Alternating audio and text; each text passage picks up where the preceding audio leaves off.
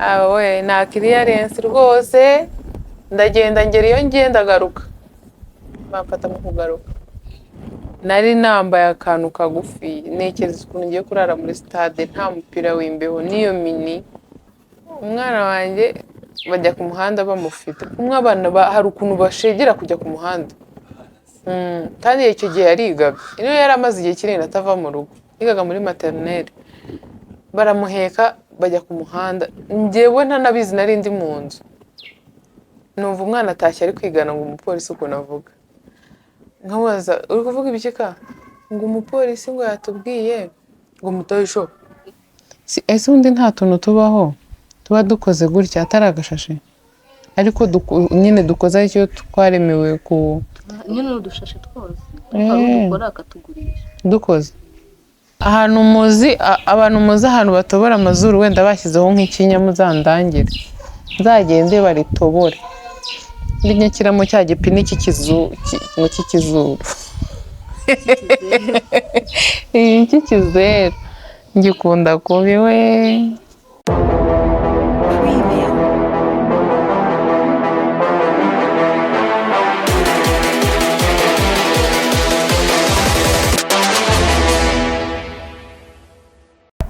Muraho neza, amahoro y'Imana bane namwe, Nyagasani akomeze kubandindira. Imana ihaze ibyifuzo byanyu. Nizeye ko abantu mwese mu nkunda namwe mumeze neza.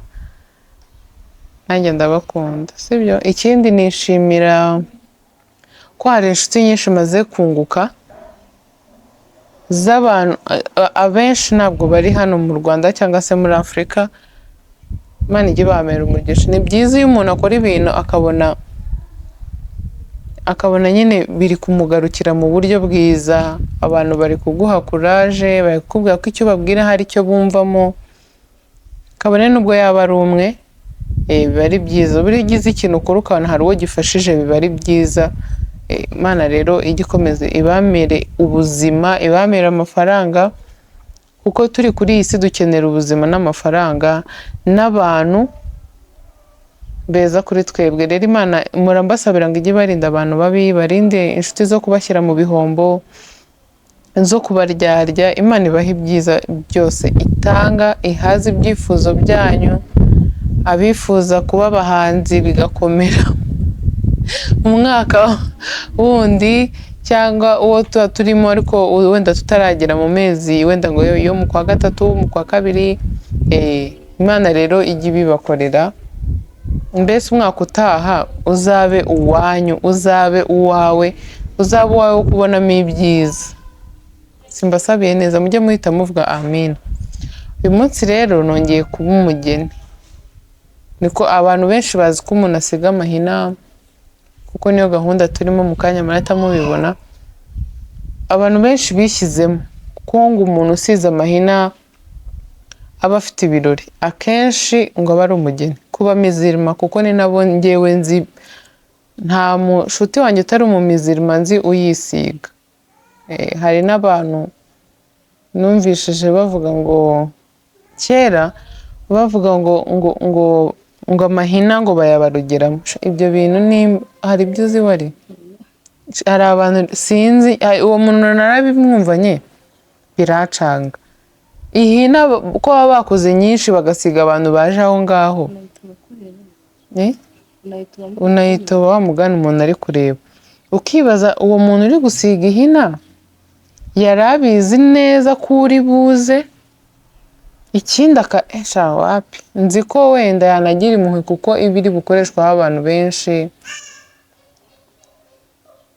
Ntabwo sinzi, ahubwo bashaka kuba wenda baramurogeye mu bindi bintu ntabimenye, ahubwo agatekereza wenda ihina yasezwe uwo munsi akaba ariyo iba nyine ibigenderamo. Njye rero nkunda kubona nsize ihina, mbona ari byiza. Nuko bitankundira ngo njyewe mbe mbizi buri munsi njye nigira nishushanya. Ndabikunda, nkunda na tatuwaje, ariko nkunda kuyibona ku wundi muntu.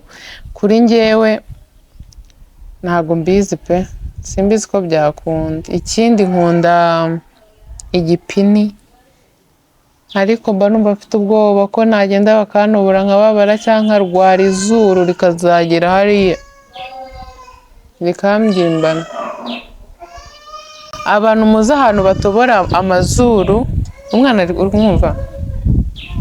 Abantu muzi ahantu batobora amazuru wenda bashyizeho nk'ikinya muzandangire, nzagende baritobore ndinyakiramo cya gipini cy'ikizuru cy'ikizeru ngikunda kubi we. Nijye mbona mfite uruherena hano rw'uruzuru, ibintu ndi kuvuga ntabwo bibanshobora kuba nshonje. Njye nibona mfite igipini. Ego mani, umwana w'umukobwa afite ibihe bibazo, ariko yize ukereka abakunzi bacu ukuntu bimeze neza.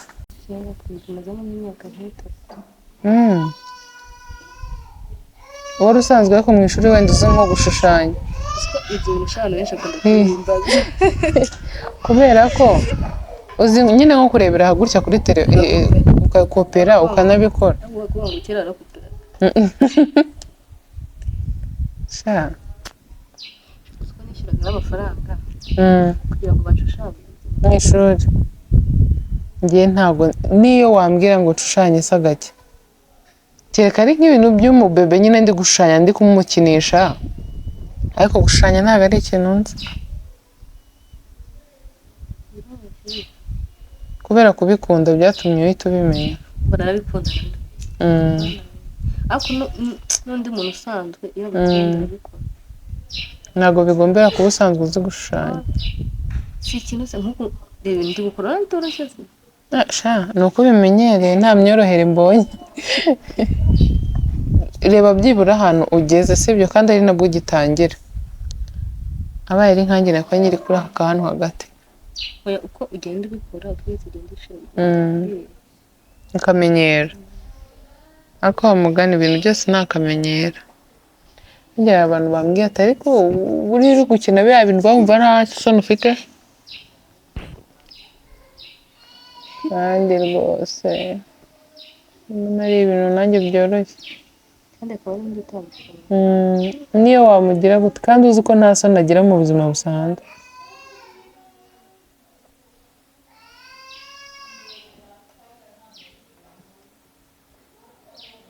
Wowe ujya wishushanya?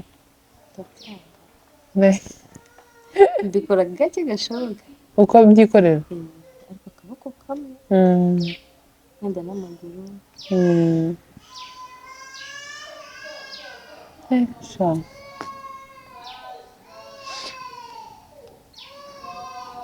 ari nkanjye mbizi najya nshushanya kamwe nkagezaho. Ugira ngo ukabihaga ndakwigira.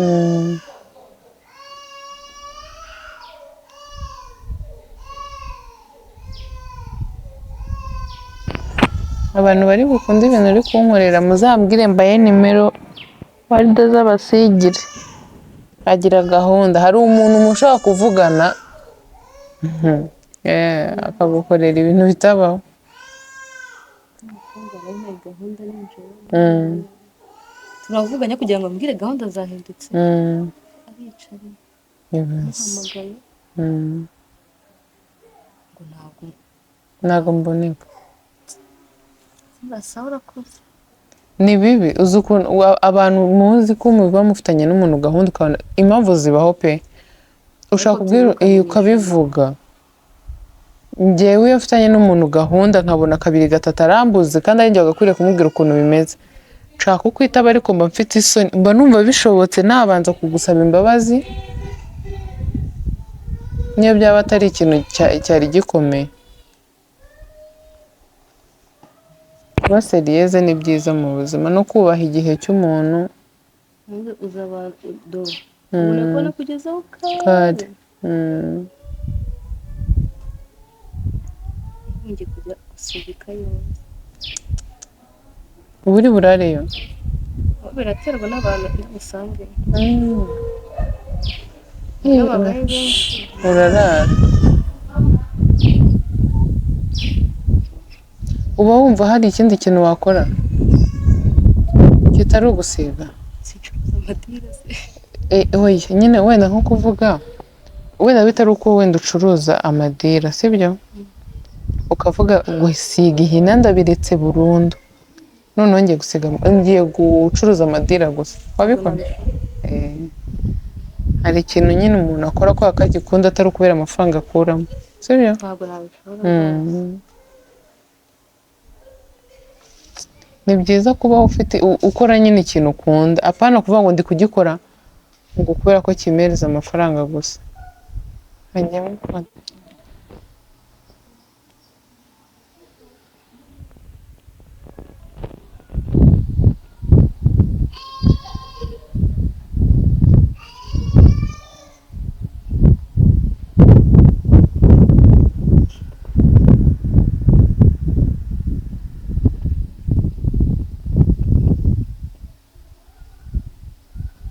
Mbonye kurundi muntu mbona ari byiza cyangwa gusiga inyuma mbona ari byiza ko ngiye kubyisiga. Uhita ubona nta gitangaza. Nkuko rero nagira ngo tujye tuyisiga.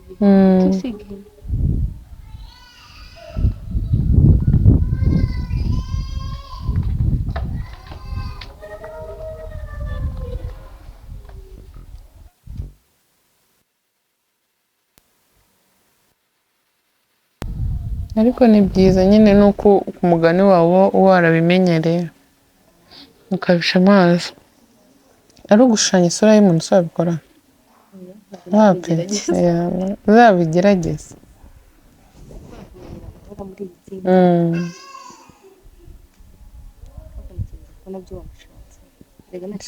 Uzabigerageze nzaba umukiriya wa mbere, cyangwa ko uzambwire nzaze aba ari njyewe ubyigiraho.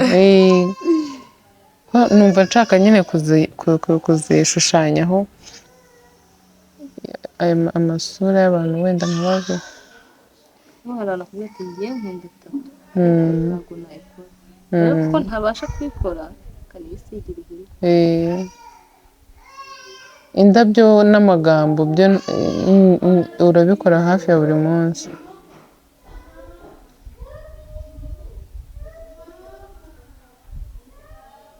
N'isura buriya wabishobora. Nuko mba ntabishizeho umutima.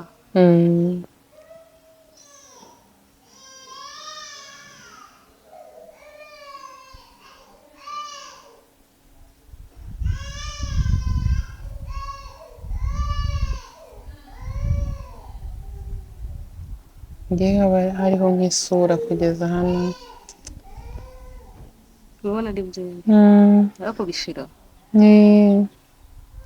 Ese ubundi buriya ubonye bitangiye nko gucuyuka si wasubizamo? Nibyo byiza kuko nabyo biri gushiraho umuntu aba afite utubara. Ndavuga ngo ugira ngo ni nk'amavuta bakumenyeho agafata igice.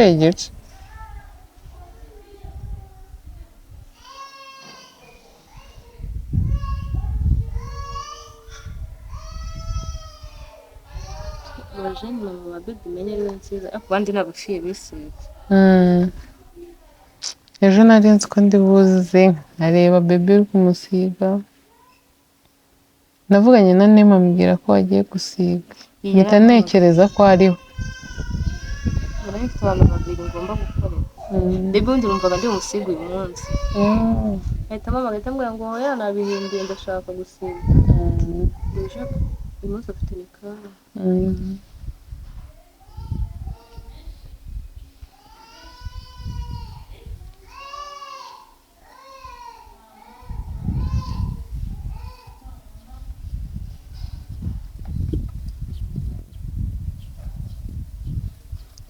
Nema uzamwigisha gusiga. Nema rero narambwira Nema ujye uza nkwigisha. Yaje inshuro ya mbere ya kabiri akajya ambwira ngo gushushanya byanze. Ndamubwiraga ni ikintu uhoramo, ikintu gikora buri munsi kiraza. Ntabwo ati uyu munsi nubikora ukabireka n'ubundi ntabwo bizakora. Ese ubundi iyo umuntu ari kwiga asaba ashushanya ku rupapuro? Ariko iyo ubonye n'umuntu wigiraho urabikora? wamwigira. ninza kuba hafi nzayamubwira nzanyigireho.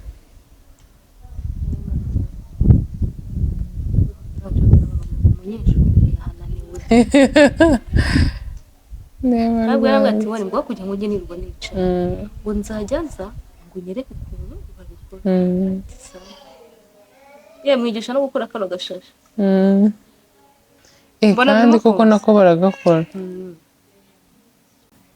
Ese ubundi nta tuntu tubaho tuba dukoze gutya atari agashashi, ariko nyine dukoze aricyo twaremewe ku nyine ni udushashi twose Eh. hari udukora akatugurisha dukoze. Okay. Agakoze n'akadakoze amafaranga biba bitandukanye. ngenda byikorera sende ndiho Mm.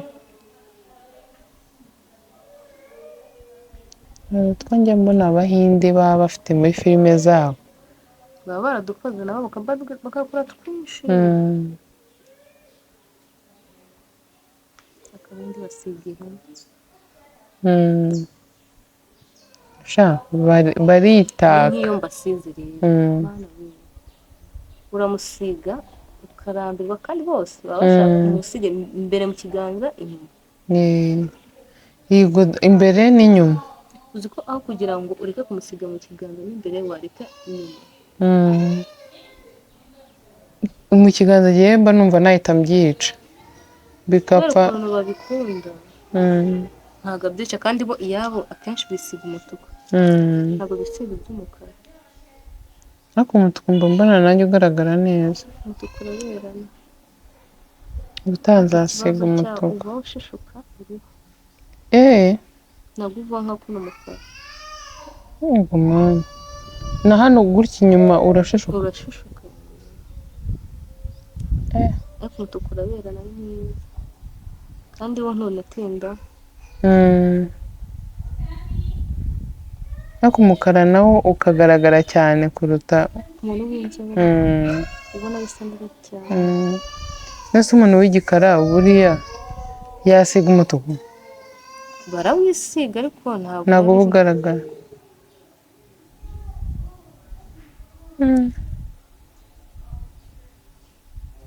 Ubundi umukara uragahoraho ukunda kuba.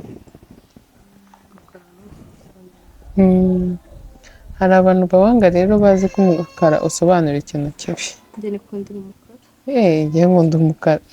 Sinawusuka ku mutwe wanjye ariko ahandi hose ho ntawambara.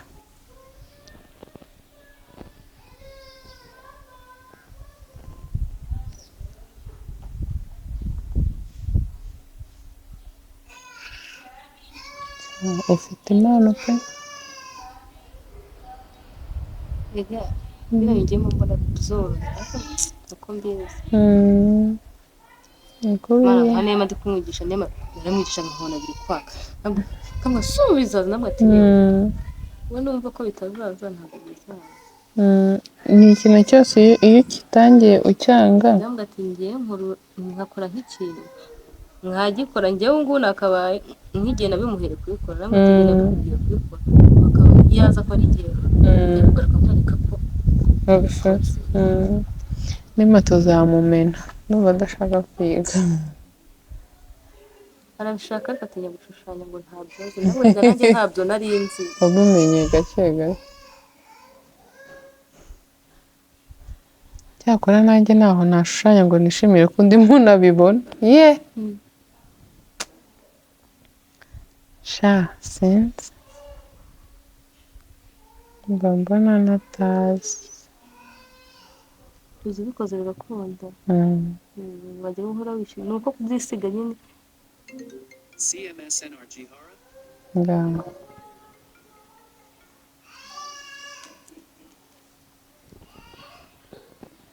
Harya hari ubwite ndakumva. oya kano kariya kaboko ka kane ndagiye kukarangiza kano katangiye kumva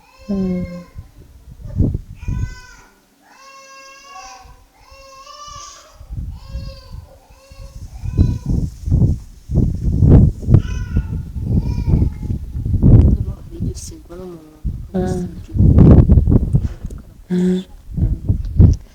Ntari igihe urasiga umuntu wenda ukibeshya gatoya ugakoramo nko muri ibyo ngibyo igapfa cyane. ntibishoboka Mm. kereka we yikubaganya Mm. ariko wicaye hamwe ugatoza Mm. gake njye nabikora njyewe ura kugira ngo nzice nkiyanduza kugira ngo ngende bise neza Nibyo byiza nabuze ko ukora umuntu akagenda avuga ngo ibi ni ibiki gusize byapfuye. Noneho uzi ikintu bagusize kikaba cyanafasheho utari buhite ugikuraho ngo burundu nyine kivemo. gusiga ku gahita aza ari kureba amana yanjye yaza yareba abandi ko twagusize kuki ntabimenyeka ariko ngo ibintu by'amafaranga make Ibyo bitera ubwenge buke.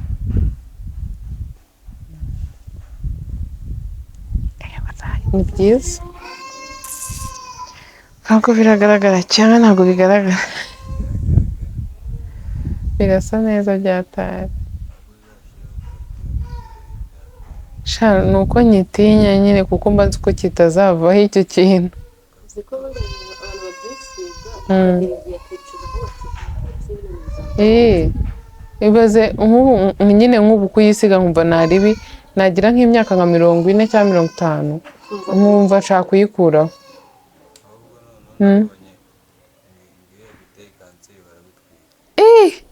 Byabaye uvure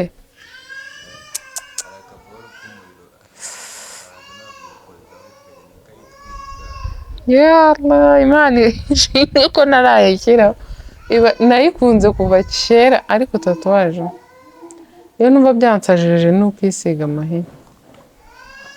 Hari ifoto zanjye abantu babonye ku nda mfiteho igiti baranuka ngo ni tatuwaje kandi ni amahina nta tatuwaje.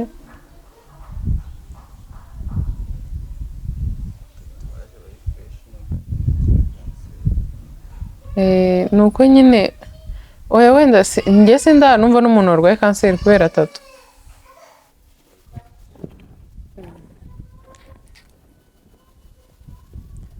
Mu bantu nzi bafite tatuwaje zibabereye Brianna bamwe ukuntu nari inzobe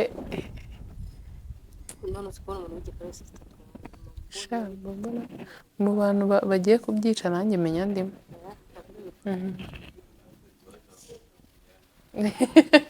Neza ziramubera byatari. Noneho si uzifite nyinshi birahuye. Na Kalifa nkunda tatuwaje agira. Kalifa ni wo mu Rwanda? Oya uzi Kalifa? Nkunda ziriya tatuwaje zo ku ijisho nzikunda kubi.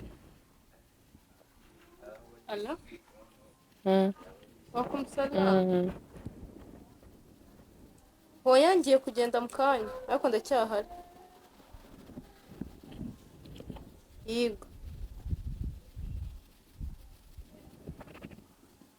nsigaje akaboko kamwe ntabwo ndi ku kazi ariko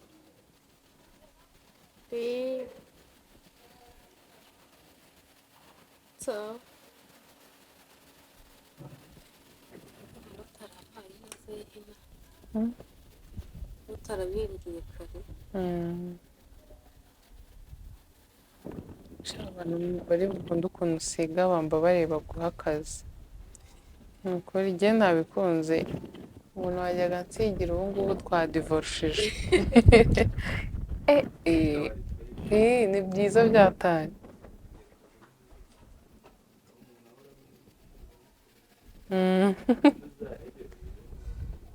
Ari tatu waya iragatsindwa ubu nasaza nkashaka kuyikuraho uragihawe ariko icyiza cy'amahina uhindura dizayini. Mu kanya ndaje njye gukoresha inzara noneho kubitiremo rimwe na rizima tutansiga umutuku ubundi bikaba byiza kurushaho. Biraryoshye.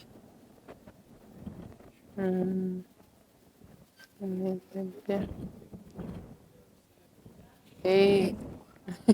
urebe ko nongera kureba kuri telefone. Mm.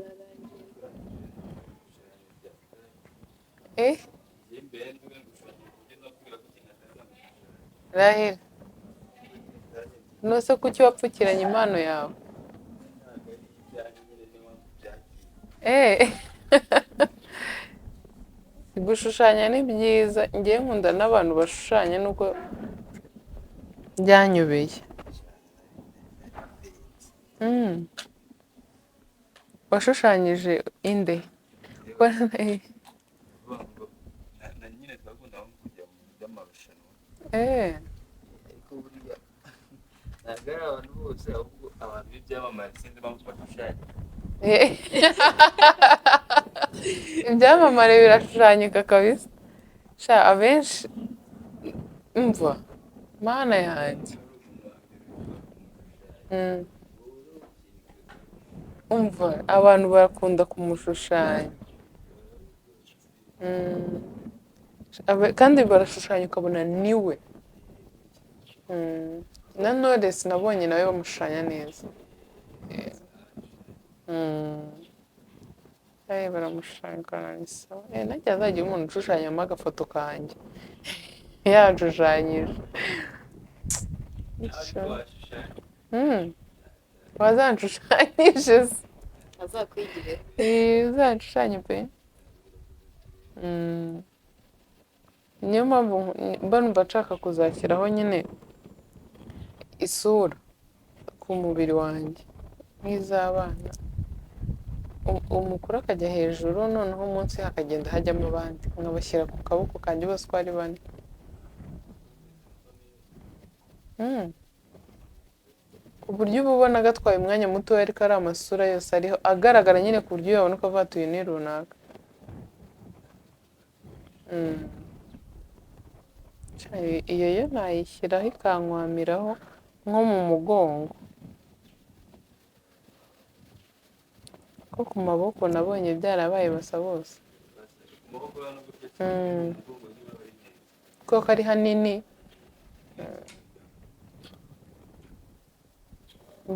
Wigeze wishyiraho tatuwaje? Eh. Njye nkeka ko tatuwaje babaza. Irababaza pe. Nose si agashinge baba bakoresha. Njye nagiye gusiga ahantu kuri bari gusiga abantu. Mm. None gusiga tatuwaje katabwira. Mm. Gusa uri umuhanga ariko ndambwa gute? Ureba igishushanyo utabanje gucishamo bike. Mm. Twe turanze tugashyiraho bike ngo hanyuma tukajya gushishamo kariya kamashini. Urababara ku buryo no mu biro byimbuka ubona ko wabyimbye. Ega ko ari aganuza. Biba byinjira mu mubiri. Mm. subizira Bashyiraho bakomora. bigahita bifata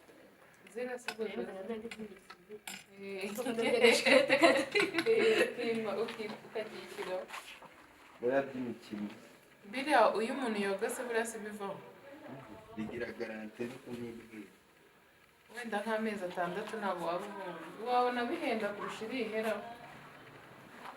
biriya ubwo nyine nibyo bihenda kuko bidateza ikibazo bigatera indwara. Ibyo ngibyo bivaho wenda nka nyuma y'amezi 6 cyangwa umwaka nayishyiraho. Upfa kuba bitanyuze mu mubiri uzi uko bizava. Iyo nayishyiraho ahubwo mu bantu mudukurikiye niba hari aho muyizi mu ndange cyangwa ubikora mvugisha. Umwe ku mafaranga umwe ku mafaranga Nzirana n'ibintu bimenda.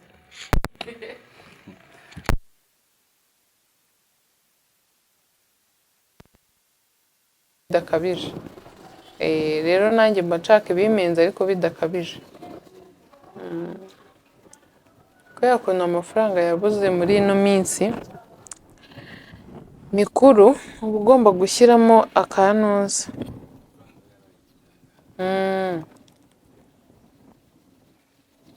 Yari asanzwe ari igitangaza ariko noneho yabaye igitangaza cyane kurushaho. Covid yatumye tumenya kubika amafaranga. Ntago yari yabaye mbi nyine tutaramenya ikiri kutwigisha. Ah, hari abantu b'amapanci shahu Imana imbabarire nako nawe ko mumbabarire nawe ukabona amafaranga arayabonye uko yabonye niko ahise yakoresha yose ahise arangira. Iyi nibuka ko ejo hari umunsi kandi amaze imyaka 3 harya ubizi igiye kumara 3 hari sibyo na njye na mbere ko bigera na mbere ya covid warabikoraga ariko muri covid warayariye neza. ikibazo cyari kugenda Ariko hari ukuntu muri covid ahantu hose bahoranaga agakapu akajya guhaha ukaba ufite nk'ibirayi iwanyu ukabishyira muri amverope ukabigendana kandi hari izindi gahunda ugiyemo. umuntu wa hafi wagukorera use nkaho ushaka kuri ngaha ngaha ngo nazava i Nyamirambo nkagera hano Wapi ntabwo byakunda none suzi ukuntu nko kwambuka Nyabarongo byari bigoye ugasanga kugenda muri Kigali biroroshye ariko kwambuka Nyabarongo ni ibibazo. Covid we warakoze.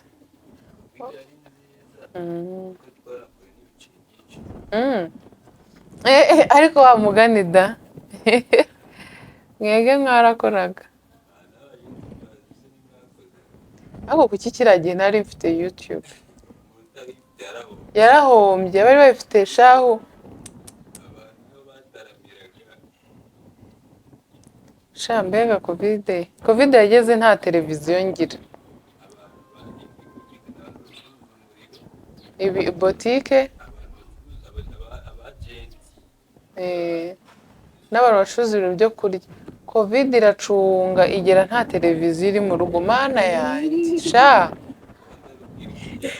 uzi ibintu twigaga turyamye bigera saa 12 nayo mfite telefone icyo gihe nimba narakoreshaga iyi nakoreshaga nka 8+ nkagura amayinite ubundi telefone tukayishyira nka hariya tukareba uzi kubona abantu bangaye bari kurebera kuri telefone mana yanjye kandi ushobora twararebaga twumva nta kibazo amayinite agashira nkongera nkagura ayandi mana yanjye covid shawe mbona n'umuntu noneho ukanabura n'umuntu ufite uruhushya wagenda nko mu iduka rye ngo ayikuremo ayikuzanire umwishyure bikaba ikibazo. Twatangiye nta televiziyo amafaranga nyabonamo hagati ntafite aho nyigura ariko covid ni nziza hari abantu benshi yigishije ko amafaranga atari byose ukaba ufite miliyoni 100 zawe kuri konti ariko ibyo nyine bizwi nawe n'uyagufashije kuba muyabitsa ntaho wavuga ngo ngiye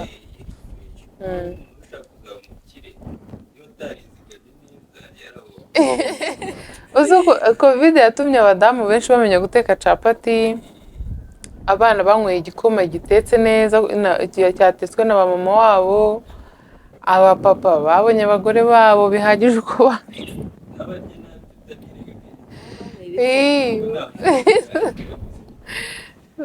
ubundi ikintu njye nayangiye yaragiye iduhereza ibiro yego sha kurya no kuryama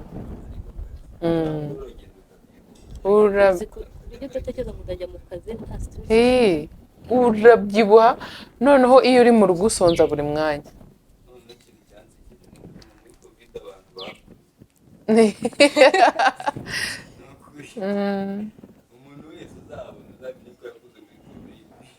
noneho njyewe umwana wanjye muri covid yari mutoya urana kumwe nyine mwagendaga nko ku muhanda umugahura n'umupolisi ufite umwana akakubwira ati kuki umwana utamusize ngo woze guhaha noneho umwana wanjye bajya ku muhanda bamufite kumwe abana hari ukuntu bashegera kujya ku muhanda kandi icyo gihe yarigaga niyo yari amaze igihe kinini atava mu rugo yigaga muri materineri baramuheka bajya ku muhanda njyewe ntanabizi nari ndi mu nzu numva umwana atashye ari kwigana ngo umupolisi ukuntu avuga nkamubaza uri kuvuga ibiki ka ngo umupolisi ngo yatubwiye ngo mutoye isho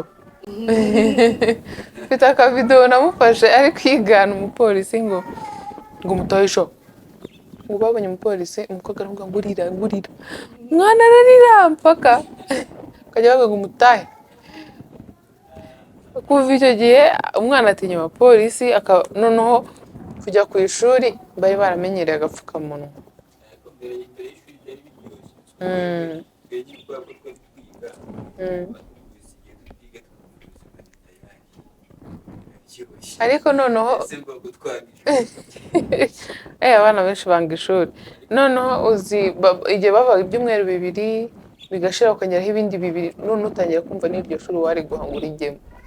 utazi twagiye ku ishuri Mm.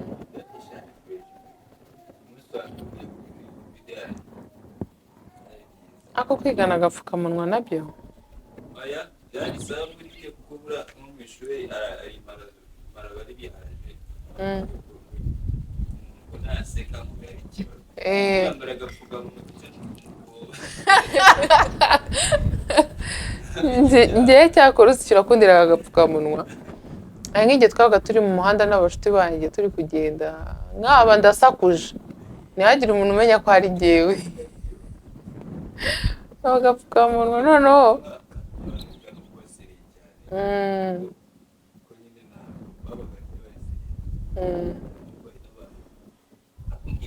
cy'imbere muri covid bakabigiraga Bakanabajyana muri stade, ubu bahigo bagatsabye. Hari abadodesha imyenda bakarenzaho n'agapfukamunwa. Noneho n'umwana mutoya yari azi ko ngo umuntu yambara agapfukamunwa nuko abonye umupolisi. None ubu barakambara, ahubwo bagiye bancungira abantu bakambaye babaca amande. Kandi busure baba bavuze ngo karagarutse. Ahita agakuramo.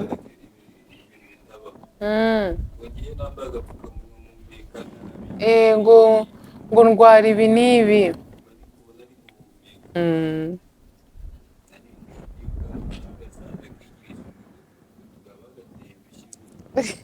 Noneho hari undi watinze gutaha, umwana we ari nk'inyuma, we yageze imbere y'igipangu bafata umwana. Ngo kandi ngo twari tugeze imbere yo mu rugo, ngo reka ngo twinjire mu rugo, ajya kuburana ngo barekure umwana, nyine yari umusore mukuru. Ngo twageze imbere yo mu rugo kandi nyine aya masaha mukwiza mugere. Subize ko nabyo bigeze kujya babifatira abantu.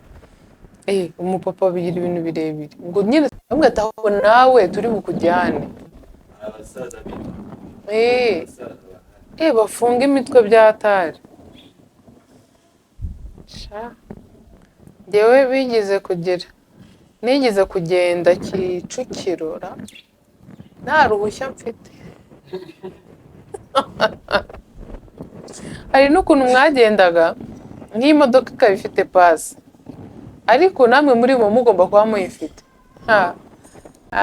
Nta kiriyarensi rwose, ndagenda ngera iyo ngiye ndagaruka, bamfata mu kugaruka.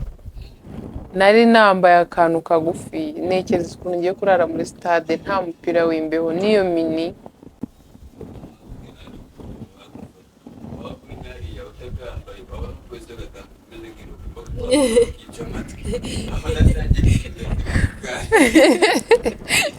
Ako abapolisi baragowe ni ukuri kw'Imana. Uzi guhamagara umuntu akagusuzugura ariko kureba gutya, noneho wajya kumwegera akiruka.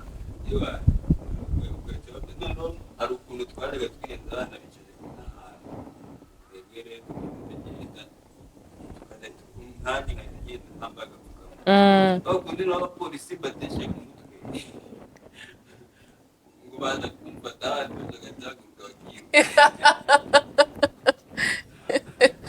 Ariko mwana sinzi, nyine hari igihe cyageze abantu bakajya babikorera ubwende bwo kwiyenza ku bapolisi. Cyakora hari igihe twigeze kugeramo business zikaba zifunga saa 11, gutari saa 12. Aho ngaho nari narimutse naravuye mu Nyakabanda nsigaye mba i Nyamirambo, iwacu korotire igarukira ku muhanda.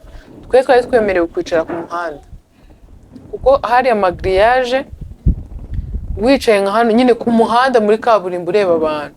Hari bantu rero badahandaza amagara, babaga bahagaze nk'aho bahagaze bakatuvugisha, natwe abantu bo mu gipangu twicara hanze. Nkabona polisi bakirukanka, hari amajengo bakiruka. Paka mufashe. njye nyimukira aho ngaho nabwo najyaga nicara ku muhanda nkavuga ariko nk'ubu nakwirara ngo ndi mu rugo bakanjyana nkamubona rimwe kabiri mpagaze ku buryo ahantu uri hanze ntabwo akinguraga kiba ufite urufunguzo ahagarara nk'abantu baratambutse ubu biremewe hari abantu twari duturanye b'abarabu bagasohora hanze bakicara n'abari mu gipangu mo imbere twese tukaza twicara hanze saa munani saa sita zagera tukabona kujya mu nzu mu gitondo ukajya mu kazi mukaza saa mbiri gutyo mukicara hanze paka gatera sitori abanyeshuri babonye akazi muri covid bagendaga mu murima nyine bitsimye nyine abapolisi hari abantu basuzuguwe nk'abavolontere uzi uko yazaga kukubwira ibintu by'agapfukamunwa ukabona ahubwo harabura gato ngo bamukubite bafite amahane ukamusuzugura akaba yaragufashe mu mutwe akagenda akazana umupolisi bambwira amakuru yabo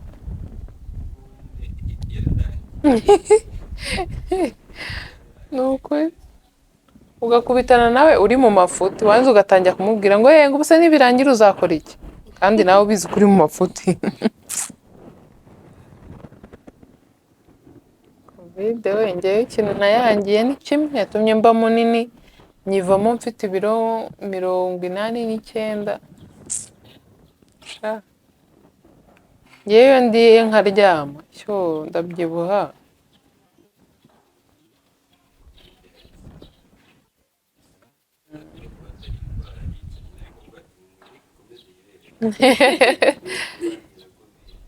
ukarya amafaranga makeya nta nandi ufite yinjira aba diaspora ariko bafashije abantu cyane muri covid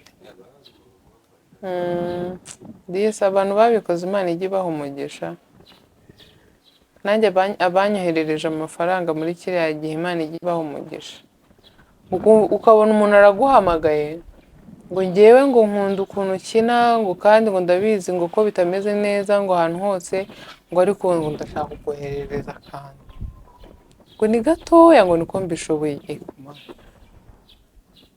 avuga burya hari abantu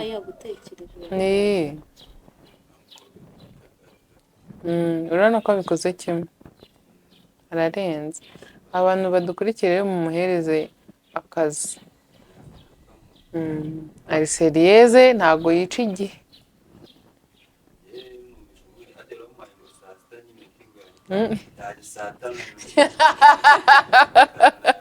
oya nukuri kwibana si blague yubahiriza igihe hari umuntu nukuri yaratangiye hari umuntu muvugana saa 9 noneho ukaba wenda nyine uturusha niyo kuva mu rugo kubona ukuntu bimeze neza ubu ntabwo biruma neza ngo mbikureho mbereke ukuntu bimeze noneho nyuma yo gukuraho amahina ariko ejo mfite gukora ikindi kiganiro nzabereka ukuntu bimeze abantu mwabonye ko Warida azi gushushanya mumbwire cyangwa abantu musanzwe mumuzi ko azi gusiga nuko ngewe mbona n'inzara zanjye zidasa neza ngo nyine bibe bimyaza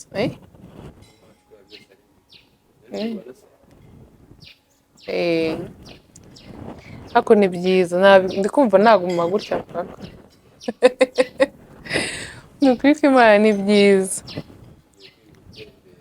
uyu munsi ubundi ngiye kwirwa nemberana n'amahina ejo mfite ubukwe nzajyamo bw'umuvandimwe witwa Baby niyo mpamvu nasize amahina nzaba nabaye umujene mama nibwo bukwe bwa mbere nzajyamo nabaye umujene mama ndashaka kuzaba nigize seriyeze nk'umujene mama koko ari igihe iki kiganiro cyasohoka nyuma y'icyo nshaka gukorera mu bukwe ariko byose muzabirebe ukuntu nyine imyiteguro yatangiye n'ukuntu byaje kugenda. Kubera ko nibinkundira nzabereka ukuntu iyo nambaye umukenyero mba meze, biba byancanze. Nambara umukenyero nkarwara umutwe, kandi umukenyero ntawambara mu mutwe.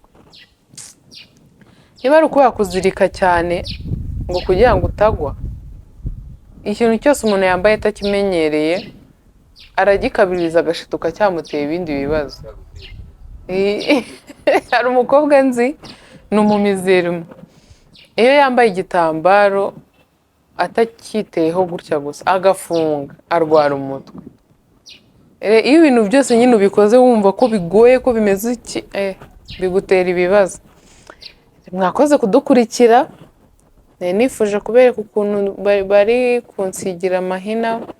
Ubutaha noneho nzabereka bansize amahina ku maguru, ku matako, mu mugongo, ku maboko, mbereke n'ukuntu ushobora kuba bagusiga amahina ahantu bagashyiramo amagambo meza ajyanye n'aho hantu, binatewe ariko n'umuntu ugomba kubibona, sibyo?